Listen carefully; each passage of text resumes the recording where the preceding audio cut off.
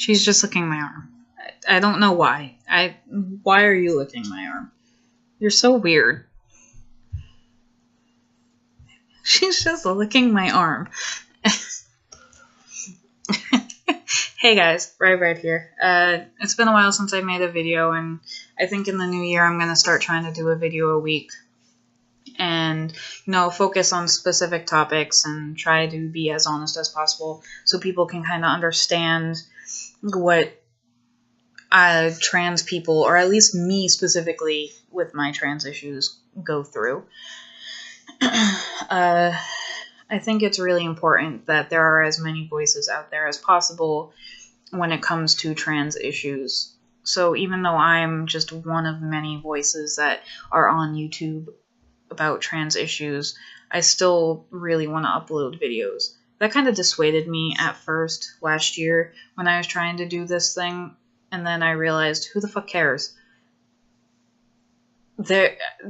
Every trans person should relay their struggles somehow, so that way it's normalized to be trans.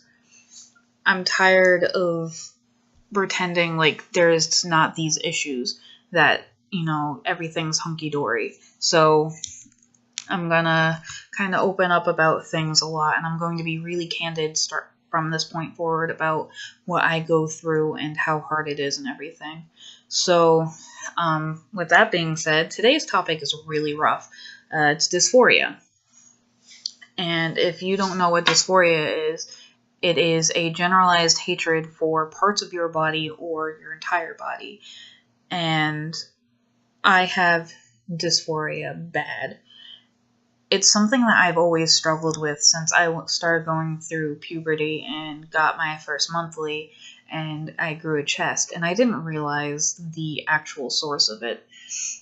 And then,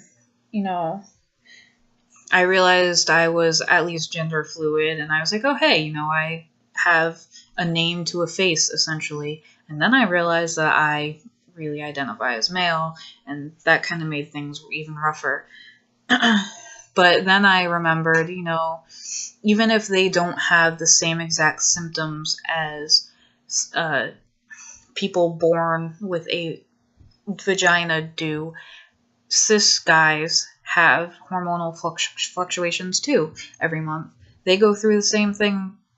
Their body doesn't go through the same exact thing that I or a cis woman do, but they still have those hormonal fluctuations. So even though I'm a little bit different, I usually can kind of reason away my dysphoria about that time of the month, saying that to myself. But then there are days where the dysphoria is really, really, really bad, and the thoughts get really, really, really loud.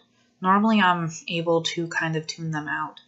Normally I can kind of reason with my internal dialogue.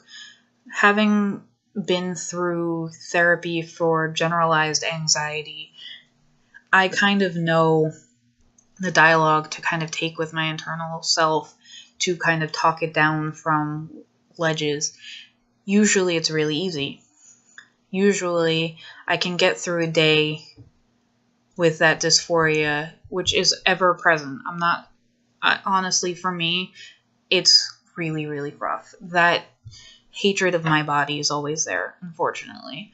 But I can talk myself down from the ledge usually. So on an average day, the dysphoria is there, but the voices are kind of muted a little bit.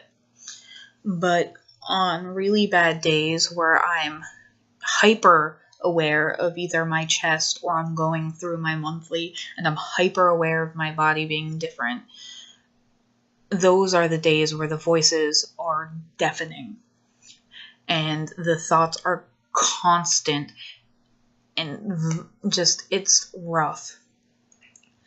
Like today, I worked from 6 to 11, and I'm currently, unfortunately, going through my monthly because I'm not on hormones. I haven't gone through the surgery to get my reproductive organs taken out, so I unfortunately get my monthly.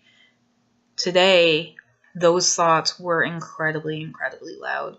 I had to have my music up to max to kind of drown them out, which music really does help a lot with that too.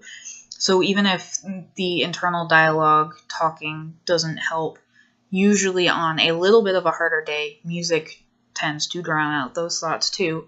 Today was one of those days where, oh man, those voices, they were screaming. The kinds of things that my internal dialogue tell me to do to my body are generally not fun. So, since I'm going to be really candid in these videos, when I have chest dysphoria, my internal dialogue generally wants me to cut off my chest with something sharp. And I do not listen to those voices. I just want to hammer that point home. I don't listen to the voices. Even on super bad days, I don't listen to the voices. At worst, those voices just render me horizontal for a day or two. I don't want a human when those voices become loud. I will not hurt myself over these voices. I just want that point to hammer home because I know my mom's going to be watching. She kind of worries about me. I don't hurt myself when those voices are loud. Anyway, so with my chest dysphoria, those voices tend to tell me, hey, cut your chest off. When I have really bad chest dysphoria days, the thoughts become even more violent, more specific, or more graphic. I've had my internal dialogue tell me pretty much verbatim, hey, find a rusty piece of metal and hack them off, like now. And it's really, really, really hard. And then when I have my monthly, unfortunately, my internal dialogue tends to tell me, hey, scoop your insides out with a melon baller. It'll be a good idea, promise. And that's really hard too. Because when I'm going through my monthly, it kind of already feels like my body's doing that to itself. Because, unfortunately, with the beard comes some hormonal problems. And most of the time, it doesn't bother me. I've been dealing with my monthly problems for years. I had been solving them with birth control, but that's increased estrogen, and that's not really something I currently want. So I'm kind of gritting my teeth until I can get on testosterone, and then my periods will stop too.